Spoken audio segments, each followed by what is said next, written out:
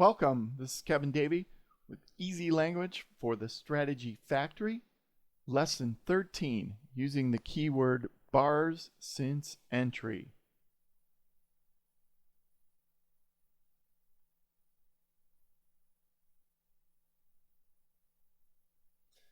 So today's video, we're going to learn about BarsSinceEntry and how to use it in your strategy. So the first thing to talk about is what is BarsSinceEntry. So first we call up our strategy, and one way we can figure out what BarsSinceEntry is we can actually type it in, highlight it, right click, and on a lot of these functions, the built-in ones, you'll see it'll give you a definition. And so we'll call up a definition. Now it came up in the other window on my other computer, so I'm going to drag it over for you. And there it is. So it says it returns the number of bars since a specified position was entered. So you can go back and look at previous positions. I normally use it just for the previous or the current position, I should say. So I don't use any number with it. You don't have to. You can just say if BarsSinceEntry, and that will refer to the current position. So one way you can use it is, let's say you wanted to stay in a trade no more than 10 bars.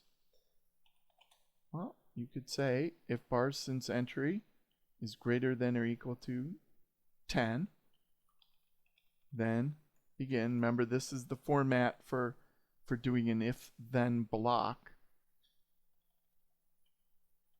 So next bar at market. So I just want to do a simple exit of a long position, and I also want to do an exit of a short position if I have one.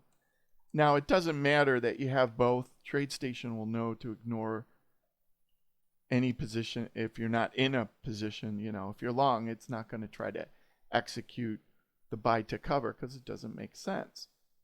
So that's kind of how it's set up. I just want to add in a name for the exits. I'm going to call it a long time exit and a short time exit, just to help me if I want to look at the chart. It's pretty simple. Now, there are some drawbacks to this.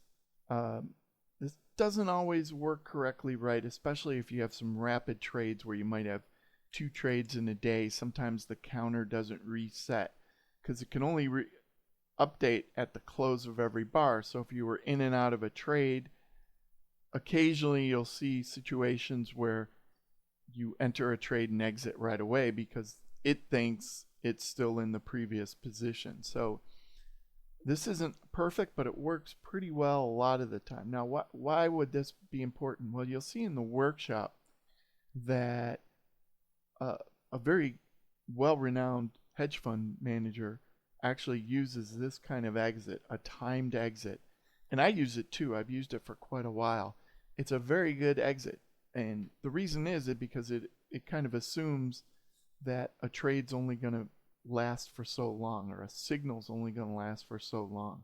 So it'll get you out. So in this case, it's saying, hey, if 10 bars have gone by, get out of the trade.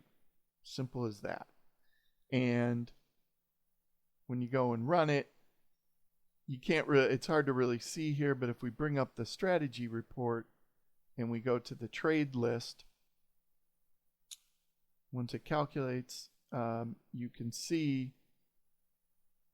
some of the exits, and somewhere,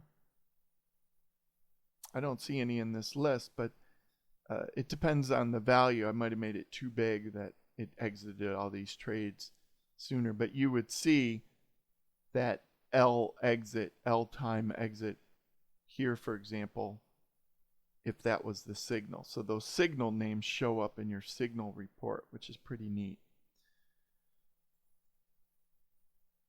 Okay, so the objective of this video was just to show you BarsSinceEntry. There is another keyword that's called BarsSinceExit.